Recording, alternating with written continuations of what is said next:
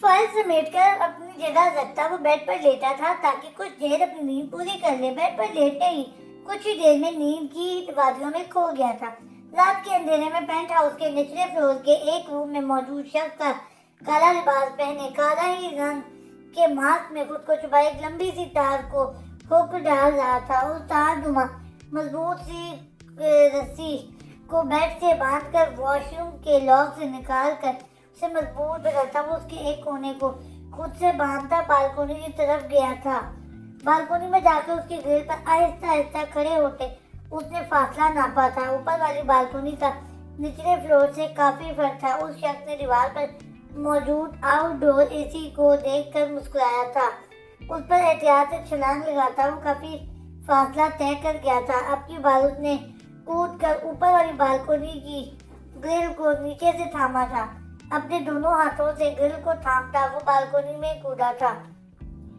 पूरे paint house में अंधेरा छाया हुआ था। उस शख्स ने अपनी जेब से एक छोटी सी लाइट निकाली थी और उससे मतलूबा रास्ता देखता वो उसकी तरफ जाने लगा था। एक हाथ में गन पकड़े वो चुकंदा था। खान के कमरे के पास पहुंचा। उसके अपने दाएं बाएं एहतियात से नजर डालते रूम का दरवाजा बिना आवाज पैदा किए आहिस्ता आहिस्ता खोला था। वो रूम में दाखिल हुआ था जब उसकी निगाह है बेड कंफर्टर ओढ़कर लेटे खान पर पड़ी थी। बिना कुछ सोचे समझे उसने अपनी गन से एक के बाद कई गोलियां चलाई थी, मगर कंफर्टर के नीचे से खून के बजाय तकिए की पंख निकलते देखकर उसने करीब आते झटके से कंफर्टर उठाया, जहाँ पर बेड पर खान के वजूद का नामो निशान न था। अपने पीछे किसी की मौजूदगी महसूस करके वो मुड़ा था। जब खान को अपने रूबरू देखते उसके पसीने छूट गए थे। उसने तेजी से अपना गन खान की तरफ करते निशाना लेना चाहता जब खान ने उसकी टांग पर गोली चलाई थी, जिससे वो लड़खड़ा कर नीचे गिरा था। किसने तुम्हें भेजा है? उसके दाएं हाथ पर गोली चलाते खान ने सर लहजे में पूछा था। किलर ने भेजा है, वो शख्स चीख कर बोला था। उबैर मलिक किलर का नाम दोहराता वो उस शख्स के करीब पंजों के बल बैठा था। किसने भेजा है तुम्हें? अब की बात खान के लहजे में सफाकियत थी। वो गन को उसके सर पर रखे बोला था। शेर खान ने भेजा था। अपनी मौत करीब देखते उसने असल शख्स का नाम बताया था। असल शख्स का नाम सुनकर खान ने उसके सर में गोली उतारी थी। शेर खान ब्लडी अपने नाम ने हाथ बाप का नाम दोहराते हुए दरिया मुस्कुराया था। शेर खान का नाम बोलते उसके हलक में करवाहट घुल गई थी। तुम्हें खत्म करने से पहले मैं मर नहीं सकता। शेर खान ऊंची आवाज में बोलता वो, जैसे वो शेर खान से डायरेक्ट हम कलाम हुआ था। एक नजर उस शख्स को देखते खान ने सिक्योरिटी को कॉल करके उसके बॉडीगार्ड को ठिकाने लगवाने का ऑर्डर देके सबको नीचे वाले फ्लोर पे 15 मिनट में मीटिंग के लिए बुलाया था। उस पर हमला होना एक बहुत बड़ा मामला था जो वो इतनी आसानी से छोड़ नहीं सकता था। होटल में उनके आदमियों के अलावा किसी को भी गन लाना अलाउ नहीं है, और जब खान का यहाँ से स्टे होता था तो निचले फ्लोर पर खाली रहता था और फ्रंट डोर से आ नहीं सकता था, क्योंकि उसके कूदने और कदमों की आवाज पर फौरन ही खान उठ गया था। Scene change. जमल मेरे कमरे में आकर मेरी बात सुनो। फूफो की सहन से आती आवाज सुनती जमल, जो दरिश के साथ लेटी बातें कर रही थी, फौरन सीधी होकर बैठी। दरिश अब तुम सो जाओ, काफी लेट हो गई, सुबह कॉलेज भी जाना है। जमल 11 बजे का टाइम देखती। दरिश का माथा की दर्द से चूक कर बोली थी। दरिश ने मुस्कुरा कर अपनी बहन को देखा था, जिसने कभी उसे माँ की कमी महसूस न होने दी थी। जमल अपने कमरे से निकलती फूफो के कमरे में चली गई थी। उसे नमीर और आरजू के कमरे से ऊंची आवाजें आ रही थी, मगर वो इग्नोर कर गई थी। उसे दूसरों के मामले में घुसना पसंद ना था। जी पप्पू, आपने बुलाया था? वो बेड पर बैठी माजा बेगम के पास खड़ी हो गई थी। हाँ, मेरे पास बैठो बेटा, फूफो के शेरी लहजे ने जमल को परेशान कर दिया था। जी पप्पू, तुम तो मेरी सबसे प्यारी और फर्माबरदार बेटी हो। उसके मुंह पर नरमी से हाथ फेरती फूफो मांझा ने कहा था। जब अब तुम्हारे अब्बा तो रहे नहीं और तुम दोनों मेरी जिम्मेदारी हो, इसलिए मैंने एक फैसला किया है। जमल को अपने खतरे की हरकत नहीं देने लगी थी। बेटा, मैं तुम्हारी जमीन से शादी करवाना चाहती हूँ। फूफो की बातों पर उसका रंग उड़ गया था। वो कैसे एक शादीशुदा मर्द से शादी कर सकती थी? क्या फूफो ये चाहती थी कि सारी जिंदगी उसे नौकर बनाकर काम कर ले। लेकिन फूफो जमीर भाई की शादी हो चुकी है। जमल खुद को संभालती बोली थी, भांजी बांझ है वो भगोड़ी, और मुझे वारिस चाहिए जो सारी जिंदगी नहीं दे सकती, लेकिन मैं नमीज की शादी तुमसे करवाऊंगी, मेरी ये ख्वाहिश पूरी हो जाएगी। फूफो की खुदगर्जी सुनकर जमल हैरान हो गई थी। क्या वो इतनी मतलब परस्त है कि उसे जबरदस्ती अपना फैसला थोप कर नमीज से शादी करवाना चाहती है? खुदा का खौफ करे फूफो, मेरी बहन बच्चे पैदा करने वाली मशीन नहीं है, और ना ही आपके उस शादीशुदा बेटे की सारी जिंदगी गुलाम बनकर रहेगी।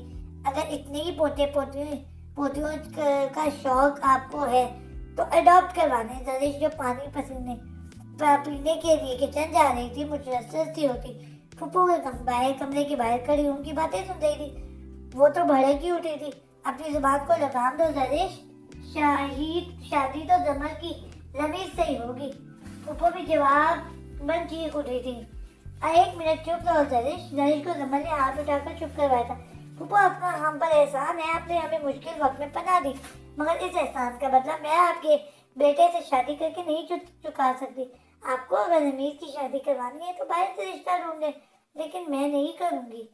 जमल अलीमुद्दीन, मत भूलो किसको जवाब दे रही हो। मुझे उम्मीद नहीं थी तुम दोनों अपनी इतनी जबान दराज होगी।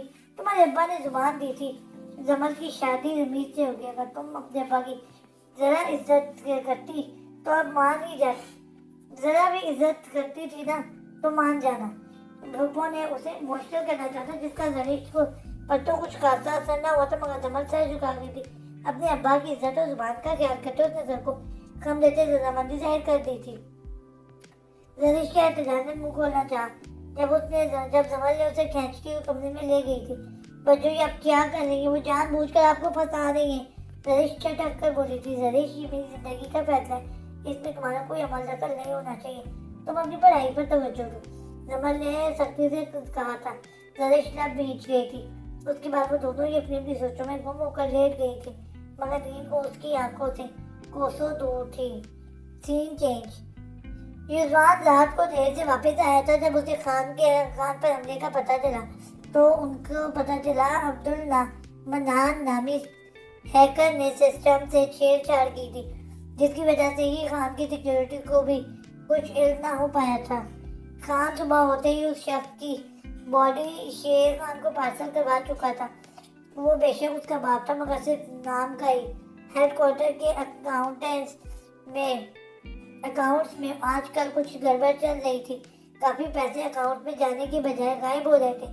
उस काम के पीछे छुपे शख्स को ढूंढने का काम खान ने युजवान के जिम्मे लगा दिया था, जबकि खान खुद अपने क्लाइंट से मिलने चला गया था, जिसने उसे मारने की जगह और वक्त का बताया था, ताकि वो उसके मुताबिक खुद को मजलूम साबित कर सके। उसने खान को कुछ पेपर्स भी देने थे, जिस पर उसे अपने शौहर के मरने से पहले साइन चाहिए थे। खान भी उसकी सारी बात सुनकर दोबारा उससे मिलने चला गया था, वरना दोबारा किसी से मुलाकात करना उसे पसंद न था।